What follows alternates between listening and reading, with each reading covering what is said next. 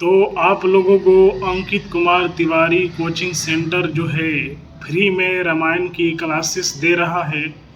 रामायण को एक धार्मिक बुक ना लेकर कर्म का बुक लेना चाहिए और जहाँ से ही ज्ञान मिले वहीं से ज्ञान मनुष्य को लेते रहना चाहिए। इससे उसका दिमाग का विस्तार होता है। हाँ, तो दोहा है कि बले उपोच सब विधि उपजाए, गनि गुनि दोष वेद बिल गाए। कहिम वेद इतिहास पुराना, विधि प्रपंच गुण अवगुण साना। कहने का मतलब है, अर्थ है कि भले बुरे सभी ब्रह्मा के पैदा किए हुए हैं, पर गुण और दोषों को विचार कर वेदों ने उनको अलग अलग कर दिया है।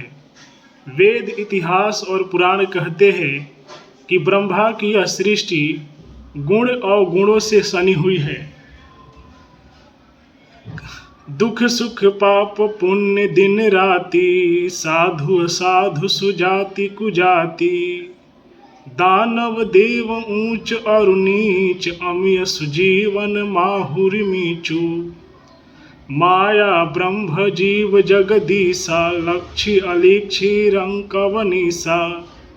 काशी मगसुर सरिक्रमनासा, मरु मारो महिदेव गवासा।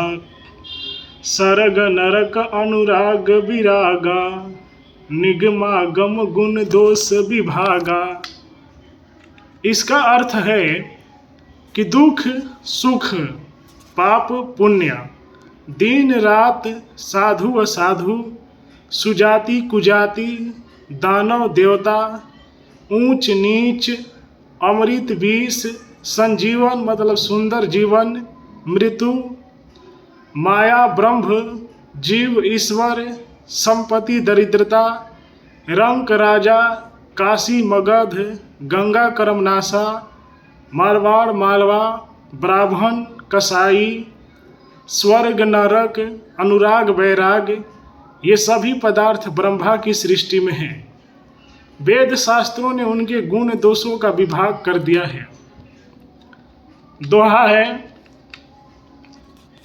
कि जड़ चेतन गुण दोषमय, विषव किन्ह करतार। संत हंसम गुण गहिम, पय परिहरि बारी विकार। सिया बल रामचंद्र की जय। जब भी दोहा पढ़े इसके बाद सिया राम बलरामचंद्र की जय कहेंगे तो दोहा अच्छा रहेगा। विधाता ने इस जड़ चेतन विश्व को गुण दोषमय रचा है, किंतु संत रूपी हंस दोष रूपी जल को छोड़कर गुण रूपी दूध को ही ग्रहण करते हैं।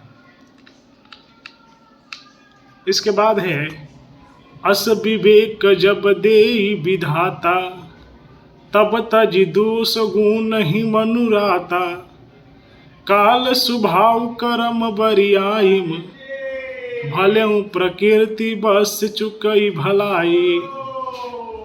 विधाता जब इस प्रकार का हंस का विवेक देते हैं तब दोषों को छोड़कर मन गुणों में अनुरुक्त होता है। काल स्वभाव और कर्म की प्रबलता से भले लोग साधु भी माया के वश में होकर कभी कभी भलाई से चूक जाते हैं। अब इसके बाद जो है सो सुधारी हरि जन जिमिले ही, दली दुख दोष विमल जसु देहिम। खलउ करहिम भल पाई सुसंगु, मिटई न मलिन स्वभाव भंगु।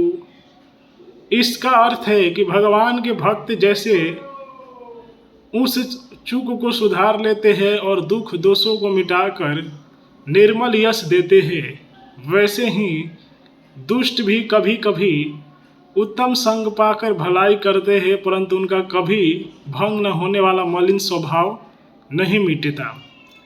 तो यदि आप लोग देखना चाहते हैं या सुनना चाहते हैं कि रामायण का जो बुक है रामचरितमानस में क्या क्या लिखा गया है, जिसको बहुत बड़ा लोग देखिए रामायण में यही सब तो लिखा है। अब इससे देश चलेगा नहीं, देश किसी से चलेगा संविधान से।